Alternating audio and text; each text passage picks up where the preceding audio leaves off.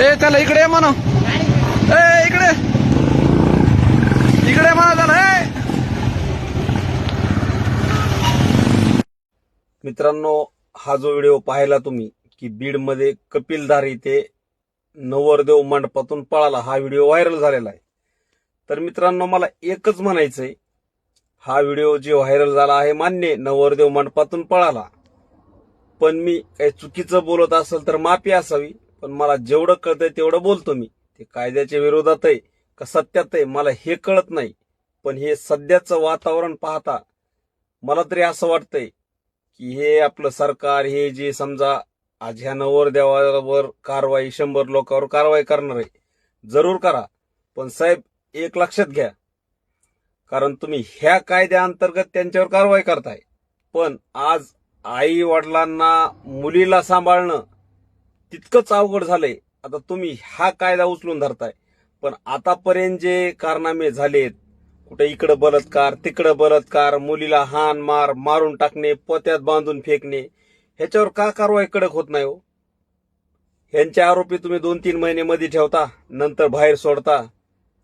हे जितका कायदा कडक केलाय बालविवाहाचा, तसंच बलात्काऱ्यांना सुद्धा तुम्ही कडक शिक्षा द्या ना. आज समजा त्यांची अडचण त्यांना माहिती, आज ते अल्पवयीन वयात लग्न करतात, म्हणजे त्यांचा काही एखाद्या वेळेस आपल्याला काही माहित नाही, पण प्रेमविवाह असू शकतो. जर तर तसं असेल तर तिच्या आईवडिलांना असं वाटलं असेल किंवा आपली मुलगी इकडे पळून जायच्या ऐवजी 4 माणसात लग्न करून द्या, असं बी असू शकतं. किंवा तिची जर गरीब परिस्थिती असेल, आईवडिलाला कारखान्याला जायचं असेल, आणि आजकाल आपण बघतो लेकरं काही एकतर कुणाच्या जीवावर टाकून द्यायचं काम नाही, म्हणून ते बिचारे लग्न करून दिले असेल, असं बी असू शकतं. म्हणजे बालविवाहाला अनेक कारणं असू शकतात.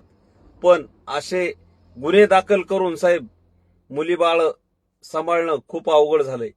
थोडं या कायद्याकडे जसं तुम्ही लक्ष दिलंय, तर असे काही जे कारनामे होते त्याच्यावर सुद्धा 100% कारवाई झालीच पाहिजे.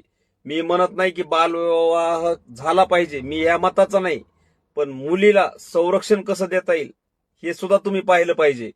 आज मुली जर 12-13 वर्षाच्या, 15 वर्षाच्या मुली पळून जातात, पकडलं तर काय नाही, मुलाला 2-3 महिने मध्ये ठेवल्या जातं, पुन्हा बाहेर सोडल्या जातं. अहो साहेब, खूप मॅटर वाढलेत असे. काही चुकीचं बोललो असेल क्षमा असावी. आणि हे जे व्हायरल केलाय व्हिडिओ, त्याच्या मागचं खरं सत्य काय ते पहा.